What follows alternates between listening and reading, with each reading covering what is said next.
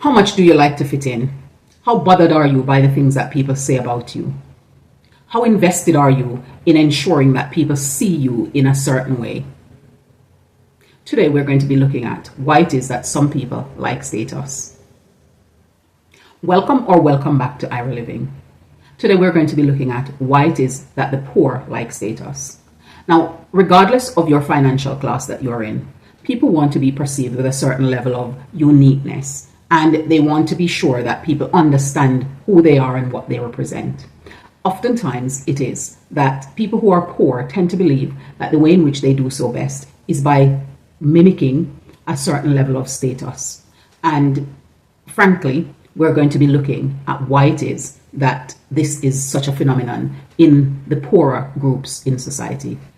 People have been led throughout the decades to believe that they can actually buy status, and people will go through excessive lengths to be able to see how best they can buy this status and have people think things about them that really isn't necessarily true, just so that they can fit in with a certain group and of people and be identified as somewhat important more than they perceive that they themselves are. The reality of the matter is that people who are wealthy know what it would look like to look wealthy.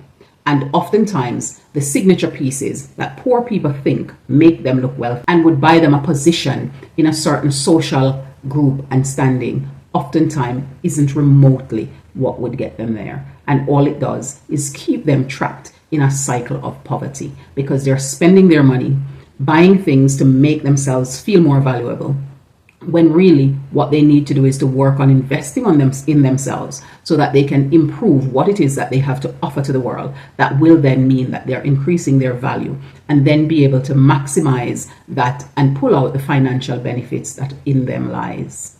We're going to look at 4 different reasons the poor like status. The first one is it's a social conditioning.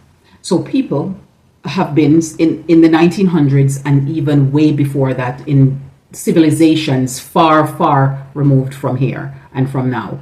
People go around with a certain air of self and importance. And in order to make other people feel like they can match up to them, they tend to make them feel like they can buy themselves into those positions. So they may need to pay to join a certain social club, or they may need to wear certain outfits or carry certain accessories and things like those so that they can tell them that they're going to now be able to belong. But the reality is that they are never welcomed, because the mindset that they carry is very different to those people's. And what really matters and makes the difference is the mindset that people have, and not necessarily the things they wear or the impressions that they want to put off out there to others so that people can perceive them a certain way.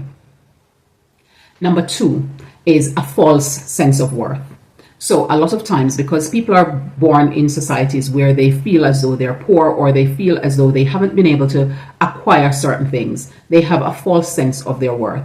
They feel as though they're not worth as much as somebody else, and they tie their worth to their material possessions rather than tying their worth to their innate value, which is their gifts, their talents, their ability to solve problems and to make a difference in life and in society.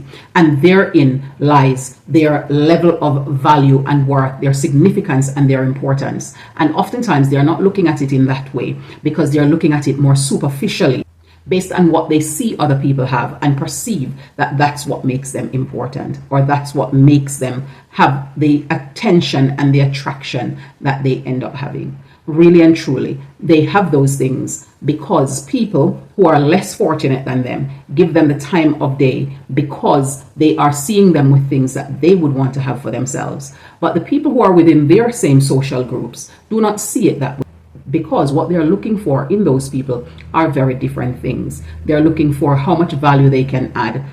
They're looking for how well they can contribute to certain conversations, certain developments, certain investment opportunities, how they can help to build out portfolios, what their mindsets are, and what it is that they can contribute to the building of the futures that they are all aspiring to achieve.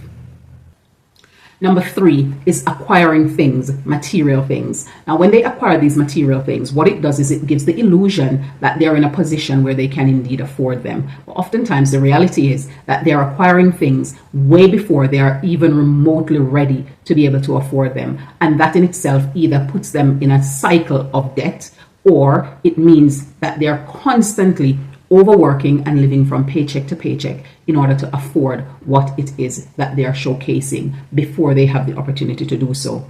It also means that the things that they are investing their money in are things that are not of tangible value, because it's not something that is going to be an asset builder or an equity builder. What it is liabilities, things that are depreciating assets and therefore have no significant importance to the future that they are trying to build for themselves. And they get lost in the disillusionment of believing that if they do these things, somehow it's going to add value to them. And it only brings them into a cycle of absolute frustration where they continue to buy more expensive things just to see if they can continue to add this value, full well recognizing that it is not working.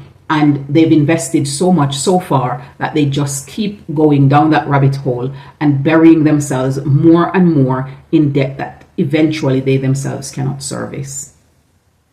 And number 4 reason that the poor-like status is that they use their debt to reward themselves. They feel as though they are disenfranchised, disempowered. They feel as though they are not able to achieve some of the things that they want, and they feel a sense of misfortune.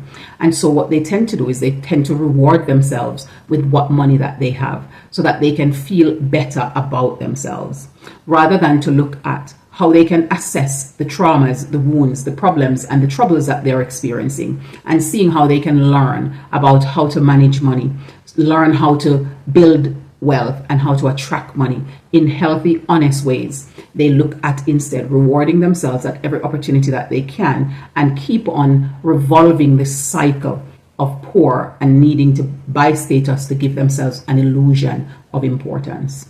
Now, if you have caught yourself in a cycle where you're spending your money to buy things just so that you can give people a certain impression of you, I would suggest that you stop to take a think about why it is that that is so important to you, how they perceive you and what they think about you, that you need to make a false impression and pay very costly for it just to get them to see you in a light that you aren't.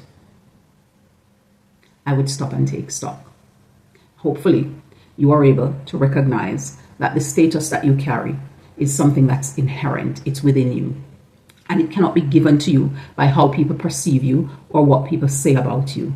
Your status is given to you based on how you feel about yourself and the things you believe about yourself.